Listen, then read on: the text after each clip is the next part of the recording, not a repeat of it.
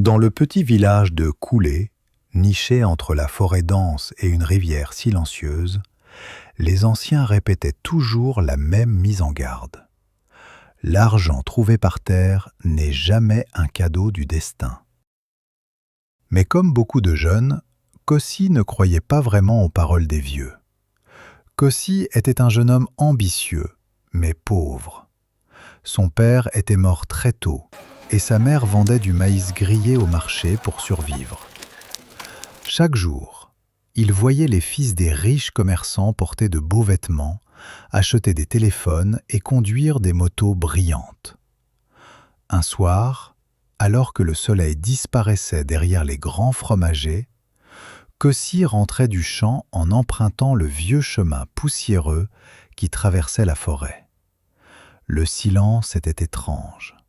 Même les grillons semblaient avoir cessé de chanter. Soudain, quelque chose brilla devant lui. Au milieu du chemin, il vit un billet de banque. Un billet neuf. Personne autour. Kossi regarda à gauche, puis à droite. « Peut-être que quelqu'un l'a perdu, » murmura-t-il. Mais dans sa tête, la voix de sa grand-mère résonna. L'argent trouvé par terre appartient parfois aux esprits. Kossi secoua la tête. Ce ne sont que des histoires pour faire peur aux enfants. Il ramassa l'argent et le glissa rapidement dans sa poche. À cet instant précis, un vent froid souffla dans la forêt. Kossi sentit un frisson parcourir son dos, mais il continua sa route. Le lendemain matin, quelque chose d'étrange arriva. Un homme du village vint voir Kossi. « J'ai entendu dire que tu cherches du travail.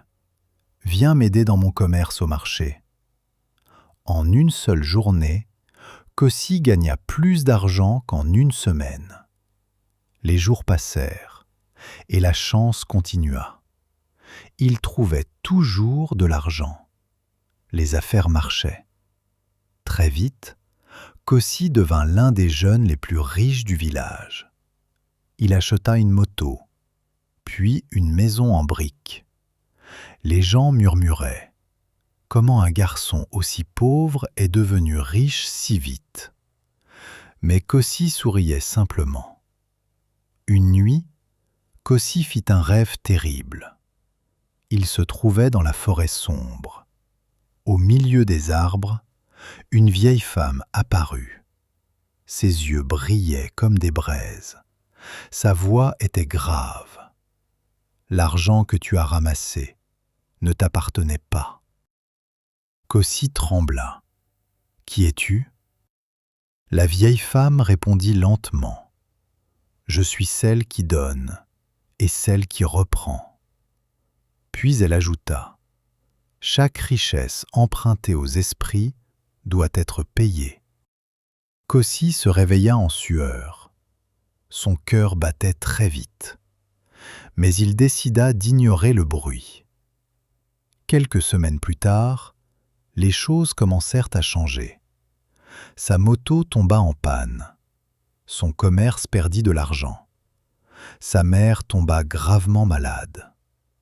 Puis, une nuit, Kossi entendit des pièces tomber sur le sol de sa maison. Ting, ting, ting. Il se leva brusquement, mais il n'y avait personne. Seulement des pièces de monnaie, apparaissant une par une, comme si quelqu'un les jetait depuis l'obscurité. Une voix murmura dans la pièce. « Tu as pris ce qui ne t'appartenait pas. » Kossi comprit enfin. L'argent trouvé ce soir-là n'était pas un cadeau, c'était un piège.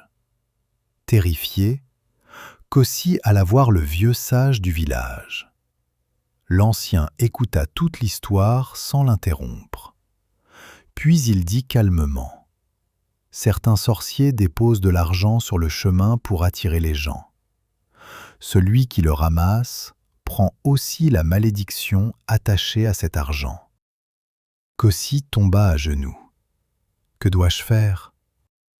Le vieil homme répondit: « Retourne à l'endroit où tu l'as trouvé et demande pardon. » Cette nuit-là, Kossi marcha seul vers la forêt. La lune éclairait faiblement le chemin. Arrivé au même endroit, il posa de l'argent sur le sol. Puis il dit: « Je rends ce qui ne m'appartient pas. Pardonnez mon ignorance. » Le vent souffla à nouveau. Les feuilles des arbres se mirent à bouger. Puis le silence revint. Le lendemain, la maladie de sa mère disparut peu à peu. Ses malheurs cessèrent. Mais sa richesse aussi. Kossi redevint pauvre. Cependant, il avait retrouvé quelque chose de plus précieux: la paix. Depuis ce jour, les anciens de Koulé disent aux enfants: « L'argent facile peut cacher une dette invisible. » Et dans le village, personne n'ose plus ramasser l'argent trouvé sur le chemin, car certains cadeaux viennent des esprits.